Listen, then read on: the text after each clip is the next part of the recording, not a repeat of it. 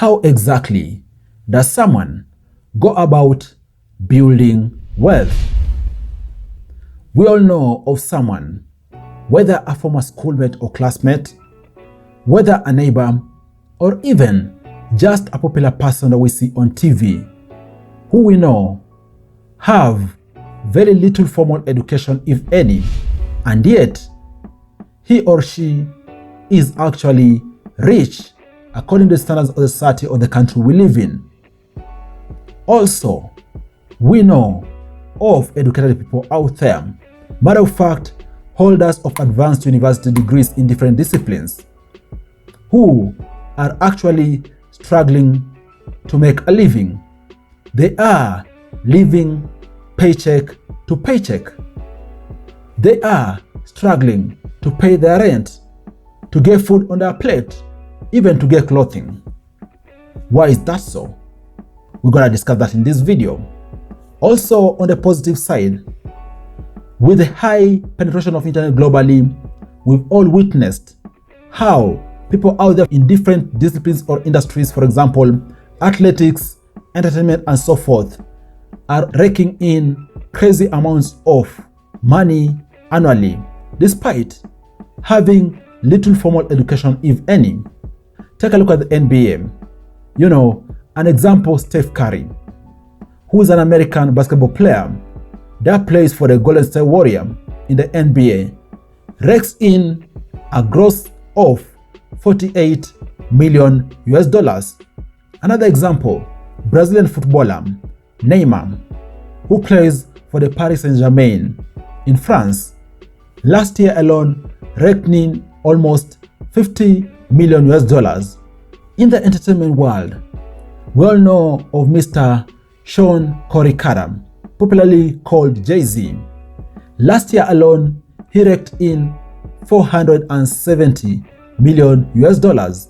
Another example, across YouTube we've seen the growth of Mr. Beast.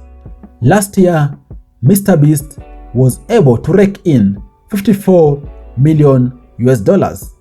These are actually crazy amounts of money I'm talking about. But the fact is that some people out there are actually making these amounts of money annually. We need to understand how the world appreciates value.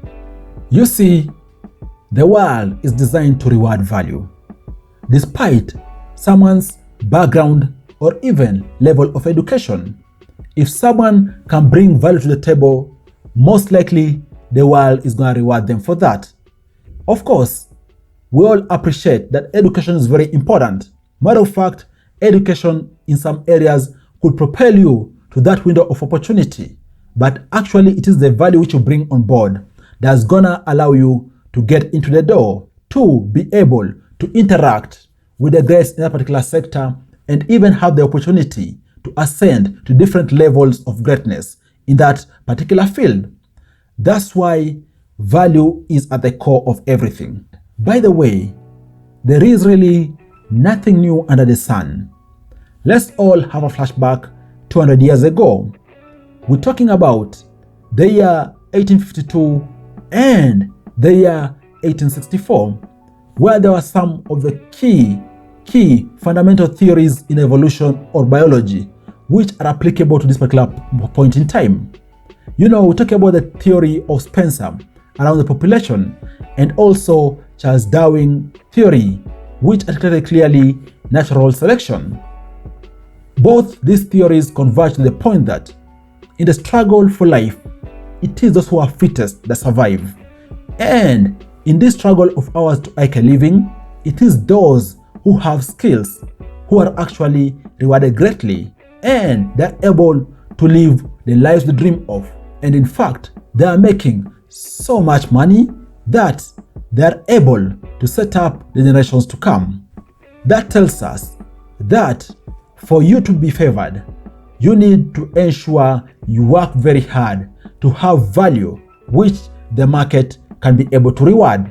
And by the way, when I talk about value, I'm not really talking about saying, for example, you have skills in the finance sector, have skills in technology and so forth. All the sectors out here are relevant, and actually people are making money across the different sectors. It all depends on the value you're bringing on the table. So, depending on your interest, depending on your aptitude, you can set a value chain in whichever sector, and hopefully it's going to be able to reward you. So, let's talk about how exactly does someone go about developing, sustaining, and scaling value. We all need to appreciate that value creation to a point that you're able to build wealth never happens overnight. In fact, it takes many years, sometimes decades, for you to be in a position to be able to rake in huge amounts of money, for you to become wealthy from a given defined value pipeline. And value creation has 5 phases under it. The first phase is the inception phase. The second phase is the growth phase. The third phase is the scale-up phase. The fourth phase is the profiting phase. And the fifth phase is the longevity or sustainability phase. Let's talk about these 5 phases one by one for you to understand and appreciate what goes into each of them. So, let's talk about the first phase. The inception phase essentially entails someone being able to think and come up with what they can do, and most importantly, having a plan as to how they intend to do that thing over the next few years, right? Talking about 2 years, 5 years, 10 years, and so forth. And most importantly, starting to develop some basic aptitude in that particular area. And this is very important because the inception phase assists you to truly do soul searching to understand what really interests you. And also as you're doing that, what really can you do for the long term? Because I've told you, the game of building wealth doesn't happen overnight.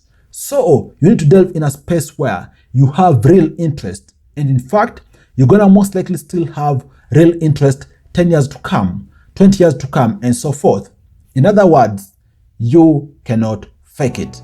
Yes, you can learn skills, you can learn new areas, but if you don't have that innate interest, most likely you're bound to fail before you start. But if you have interest in any particular area, you can go about having a plan on the kind of value chain you're gonna have, and also be very clear with regards to what timelines you're talking about, and start building skills on the relevant aspects of it.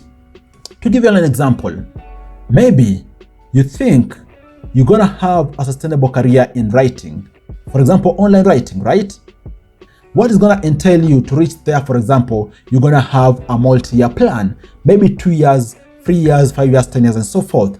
And you're gonna need to start understanding the basics of online writing. So you're gonna go out there, for example, to look at platforms. Say, for example, Fiverr, for example, Airpack, and so forth. Start understanding how do people out there go about securing works. What are the requirements even for you to join these platforms? What are the basic skills for you to be able to execute, and so forth? So all these are the things you need to do at the inception phase for you to start off on the right track. And then the second phase, which is the growth phase, builds upon the first phase I've talked about, the inception phase.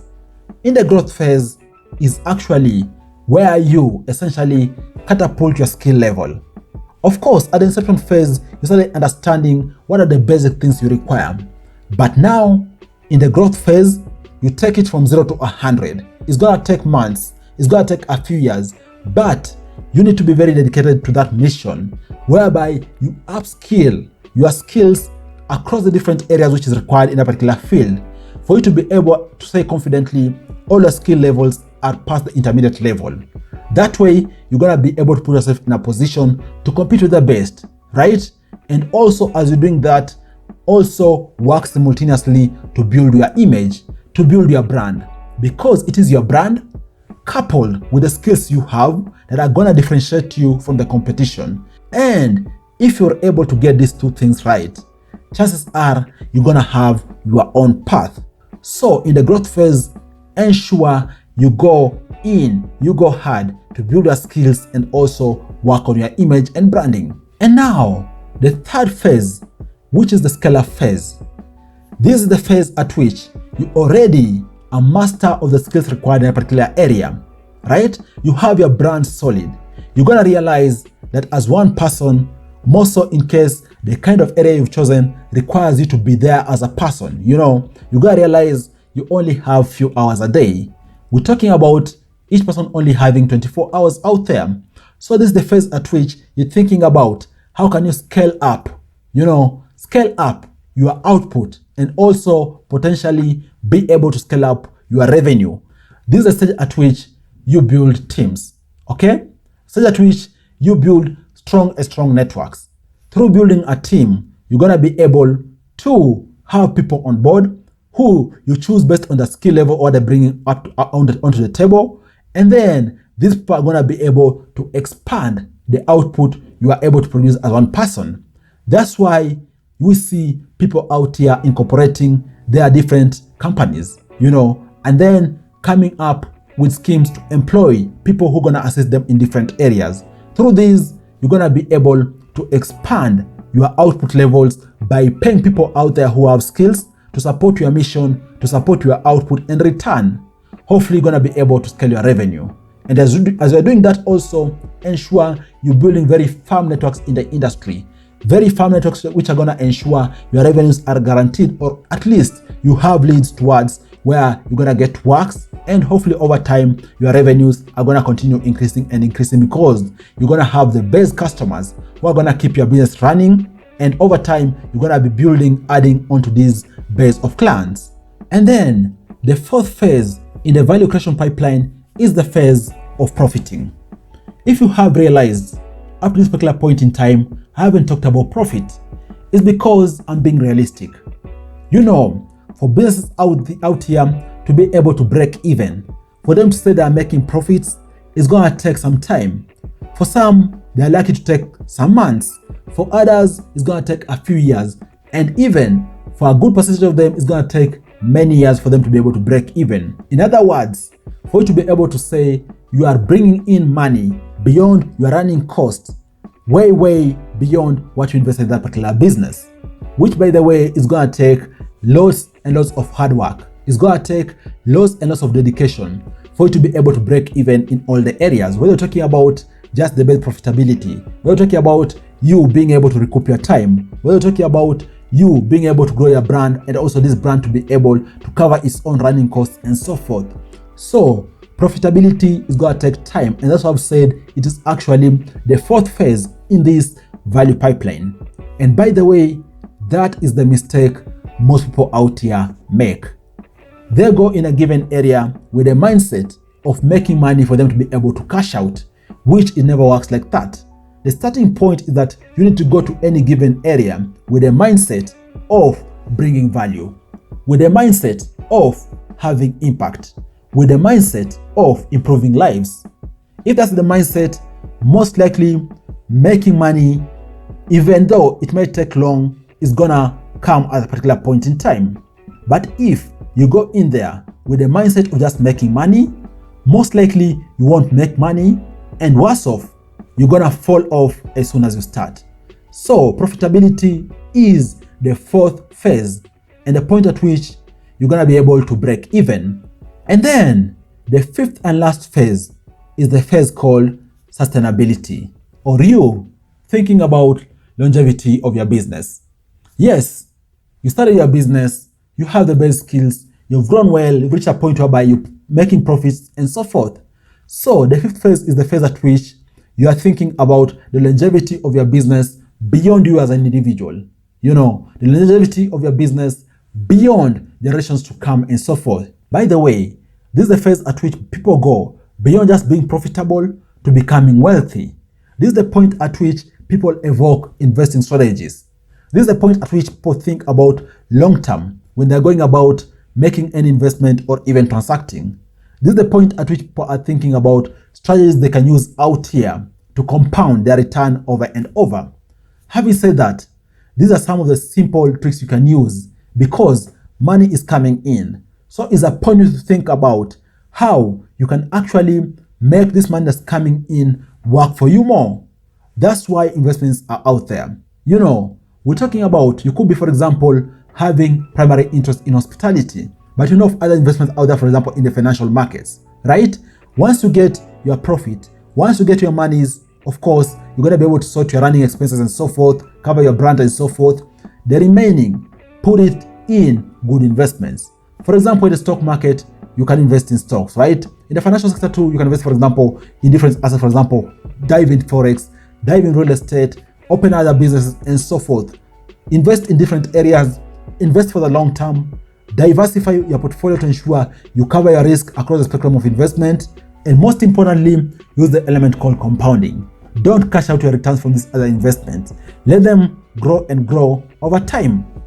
That way, you're going to be able to truly grow your wealth. You're going to jump from just being profitability to becoming wealthy. So, those are the 5 key phases in the value chain. Right from you thinking of what you are interested in, creating value in that area, pitching value, and being a force to reckon with in that particular area you have interest in. So, as I look to conclude this video, let me just recap 3 key things. The most important thing is that first, we've all seen that value is very important. Despite someone's level of educational background, if you can be able to create value in any given pipeline, in any given supply chain, in any given sector, chances are it's going to reward you because your value you're bringing on board is desired, is appreciated, and there's going to be attachment of reward to that. So ensure you create value. That's the most important thing. Then secondly, in no way am I dismissing education.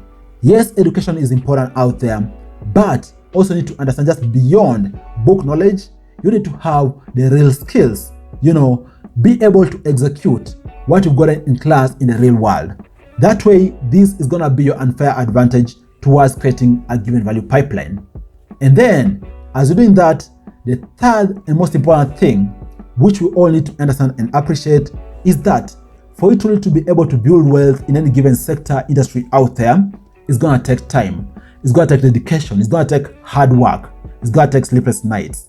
So brace yourself for that. Put in the effort that's required.